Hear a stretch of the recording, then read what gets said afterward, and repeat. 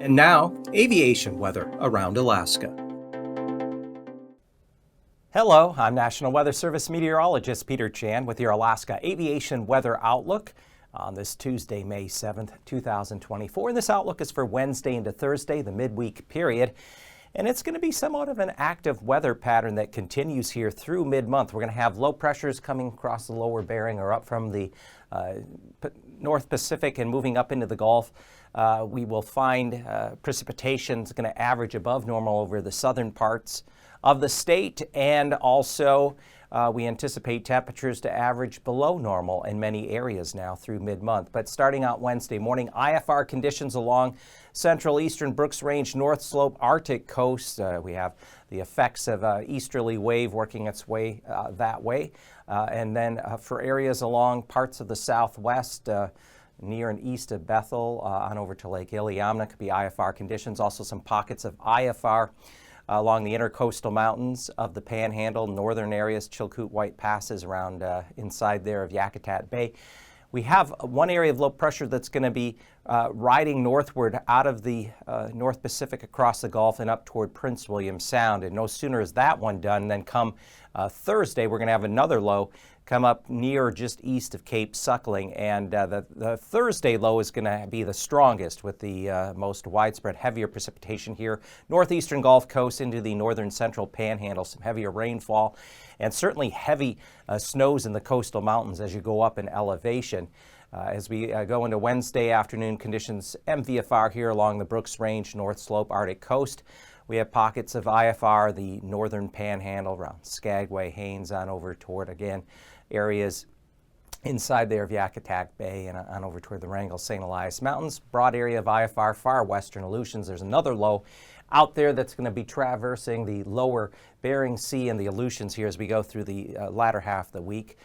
But by Thursday then, here's the hints of that next low pressure system.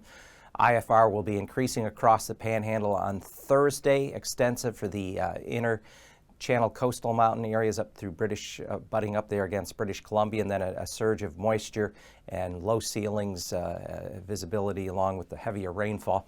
IFR conditions again along east slopes here of the eastern Brooks Range and North Slope, Arctic coast, pockets along the Seward Peninsula, especially east side of St. Lawrence Island, and down here there's a frontal system associated with that next low working its way through the western half of the Aleutians. IFR conditions anticipated there Thursday morning, and then Thursday afternoon conditions improved to MVFR along areas of the Arctic coast, northwest portions of the mainland. We have widespread MVFR conditions across the Gulf with areas of IFR up into portions of the Panhandle, again, especially intercoastal mountains and even the outer coast. And then we have a broad area of IFR conditions, eastern half of the Aleutians to north of the central Aleutians associated with that low and frontal system. So past conditions Wednesday morning will start out IFR there, Anatuvik as well as Adigan passes there in the east central portion of the Brooks Range, but become MVFR for the afternoon. And then as we go down along the Alaska Range, West Arm, Lake Clark, Merrill, MVFR conditions should hold throughout the day. Rainy Pass, MVFR in the morning, maybe becoming VFR by afternoon. And a better chance of VFR conditions holding on Wednesday, Windy Pass eastward through Isabel.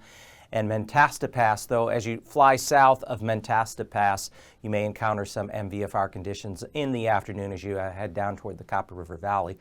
And then for Tanita Pass, generally MVFR conditions are expected to hold Wednesday. Same thing, Portage Pass, generally MVFR conditions. And then at Chilkoot and White in the north end of the Panhandle, we do expect IFR conditions as that initial low, the one that's going to move up toward Prince William Sound, will be providing some lower cloudiness, the ceilings there, along with some precipitation. Looking at the freezing levels at the surface, they run out through the central Bering, then up along the Alaska Peninsula.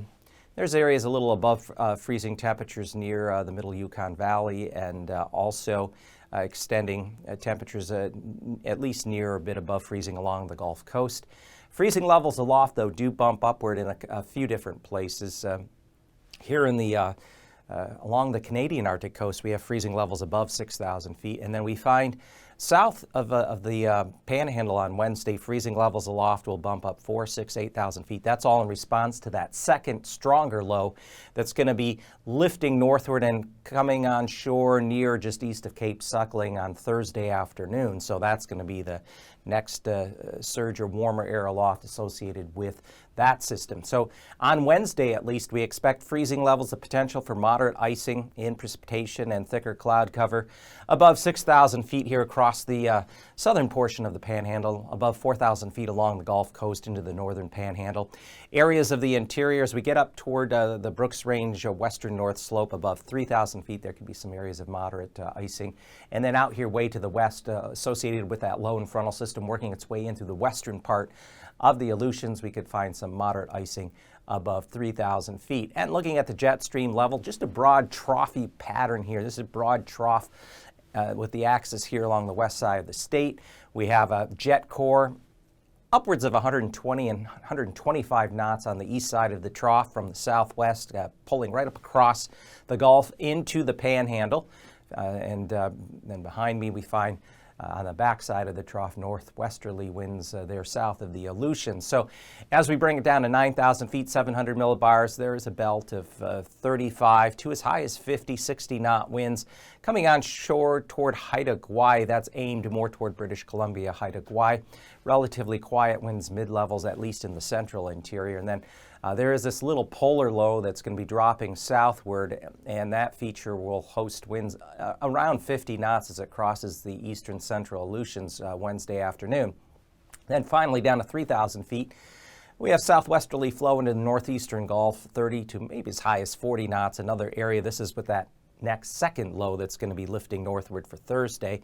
And then behind me you can see winds anywhere from about 35 to as high as 55 knots around the low circulation that's way out there far just west of the western Aleutians. And of course this translates to where we expect to have the greatest threat for moderate turbulence along areas of the Panhandle, southern central areas of the Panhandle along the northern Gulf Coast, surface to 6,000 feet. And then back out across the Aleutians, especially from the eastern Aleutians all the way back out toward the western Aleutians, we could see some moderate turbulence from the surface to 4,000 feet.